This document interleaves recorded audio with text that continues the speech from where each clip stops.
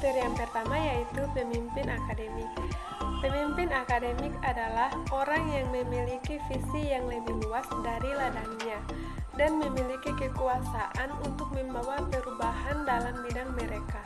Ia harus memiliki kekuatan komunikasi untuk memotivasi rekan-rekan mereka untuk berubah.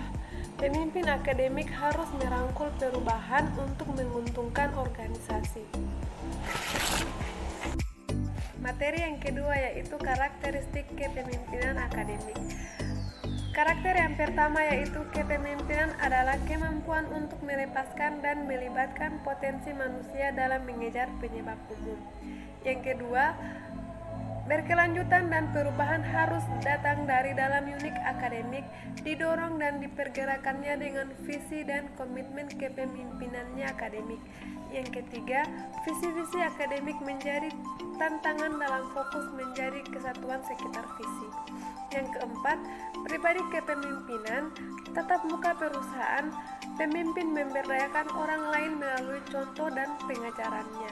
Yang kelima, fokus pada proses perencanaan, sebuah alat unit berolahraga bagi kepemimpinannya. Akademik yang berkesempatan untuk membawa bersama-sama, mengarahkan kemitraan stakeholder dalam mengejar unit lembaga. Perubahan manajemen adalah sebuah aktivitas yang bertujuan untuk mendapatkan hasil yang terbaik dari perubahan proses. Perubahan manajemen memiliki pendekatan yang sistematis untuk berurusan dengan perubahan, baik dari perspektif sebuah organisasi dan pada tingkat individu. Perubahan manajemen setidaknya memiliki 3 aspek yang berbeda, termasuk beradaptasi dengan perubahan, mengendalikan perubahan, dan mempengaruhi perubahan. Selanjutnya tentang prinsip perubahan. Stanley 2006 menjelaskan 7 prinsip manajemen perubahan. Yang pertama, rencana perubahan dari dasar yang solid. Yang kedua, mengidentifikasi perbedaan antara latihan formal dan informal dalam organisasi. Yang ketiga, kontrol harapan tentang perubahan yang diusulkan. Yang keempat, pilih agen dengan hati-hati. Yang kelima, membangun dukungan di antara orang yang berpikiran namun mereka direktur. Yang keenam, mengidentifikasi mereka yang menentang perubahan dan mencoba untuk menetralisirnya. Yang ketujuh, menghindari kejutan di masa depan. Selanjutnya tentang cara mengatasi tantangan terhadap perubahan. Menurut Wirnardi 2004 menyatakan bahwa untuk mengatasi tantangan suatu perubahan yaitu yang pertama, pendidikan dan komunikasi.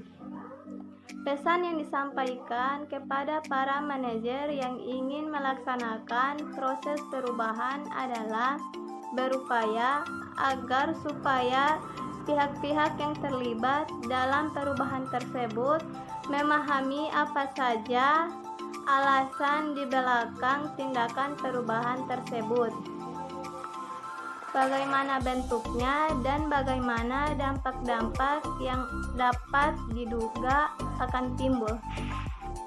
Yang kedua, partisipasi dan keterlibatan. Bantulah dan berilah dorongan kepada semua pihak yang terlibat dalam semua proses dan aktivitas perubahan tersebut untuk membantu dan mendesain dan mengimplementasi perubahan tersebut dalam rangka upaya mendapatkan ide-ide mereka dan memastikan komitmen mereka. Yang ketiga, fasilitas dan bantuan. Berilah dorongan, bantuan, pelatihan, konseling, dan sumber-sumber daya kepada semua pihak yang terlibat terhadap perubahan tersebut untuk membantu menyesuaikan diri terhadap tuntutan-tuntutan baru yang muncul. Yang keempat, negosiasi dan persetujuan. Tawaran-tawaran untuk menyediakan insentif-insentif sebagai imbalan persetujuan menerima perubahan tersebut. 5. Manipulasi dan kooptasi. Manipulasi berarti mengatur secara selektif memanfaatkan informasi dan insentif-insentif yang terimplikasi guna memaksimalkan kemungkinan penerimaan terhadap perubahan.